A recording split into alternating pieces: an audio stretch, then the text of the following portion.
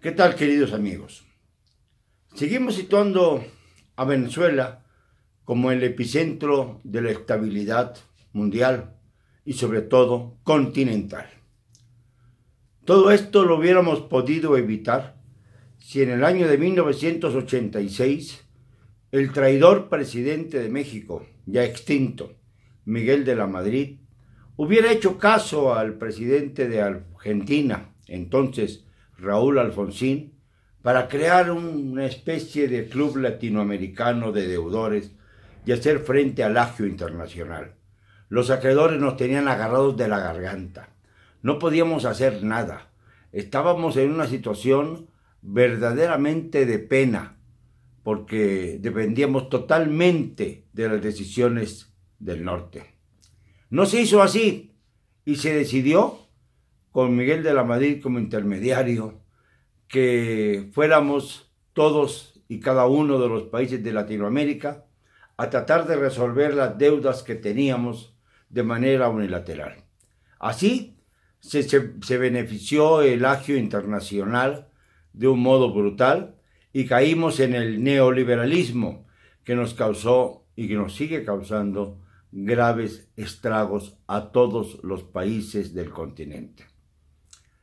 Por una parte, Estados Unidos requiere el petróleo de Venezuela.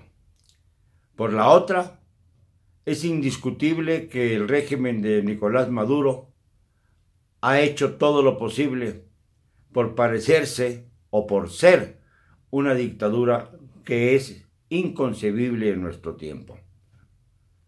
Lamentablemente, no sabemos qué es peor: si la dictadura nacionalista de Nicolás Maduro, que causa hambre y desazón a todo un pueblo, o la intervención militar de los Estados Unidos para apropiarse, como lo han hecho de otras naciones, del destino del país hermano, y que como consecuencia sean una especie de colonia en donde prive la voluntad de la Casa Blanca sobre cualquier posibilidad de soberanía?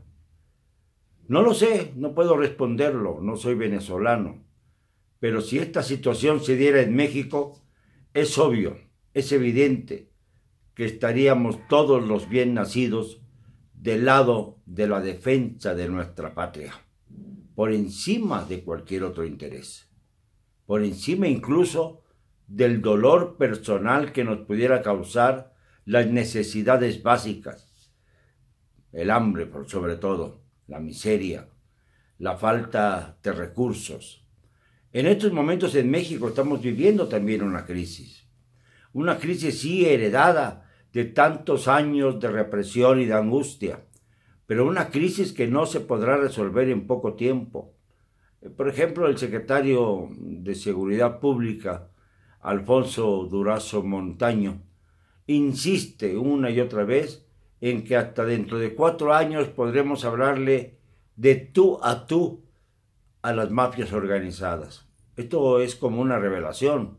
Es como decir que el Estado mexicano en estos momentos está por abajo del poder de los narcotraficantes y de las bandas criminales. Es decir, que el privilegio de la violencia, que es uno de los más indicativos sobre cómo debe entenderse la soberanía de un país, ya no está exclusivamente con el Estado, sino que los peores elementos de nuestro país, aquellos que maltratan, roban y ultrajan, son los que tienen el poder de fuego más importante aún que el del ejército, la marina y los infiltrados de los Estados Unidos en conjunto. Esto es terrible porque nos hace ver que el territorio mexicano está dividido ya en parcelas del crimen, de que los gobernadores para hacerlo tienen que pedir el aval de los criminales, de que muchos miembros del Congreso de la Unión están terriblemente ligados al poder del narcotráfico y que para ser algo necesitan el aval de algún capo célebre para poder acceder a las mejores posiciones.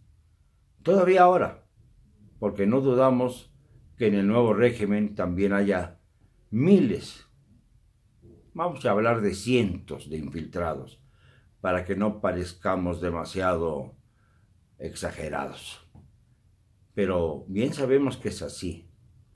Por eso la matanza de alcaldes, por eso los incidentes contra ediles, incluso los ultimátums contra gobernadores que ya sabemos se están dando, sobre todo en lo que se refiere a la última producción de gobernantes provenientes de Morena y que por supuesto están siendo acosados por el narcotráfico.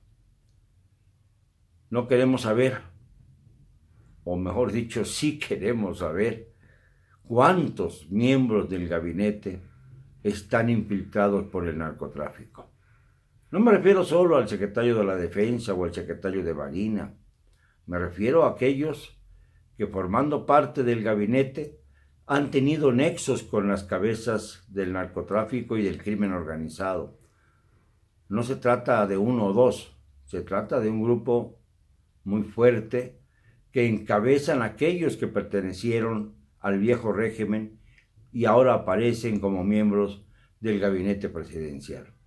Andrés Manuel López Obrador, el presidente de México, sabe perfectamente cómo y a quiénes me dirige. Y creo que, en consecuencia, debe proceder ya, por ejemplo, a la orden que debe darle al fiscal general, a pesar de su supuesta autonomía, con el objeto de que inicie el debido proceso contra personajes de la talla de Carlos Romero de Champs. Solamente así podremos salvar la dignidad y la verdadera soberanía de nuestro país, hasta ahora tantas veces mancillado. Digámoslo con cero cobardía.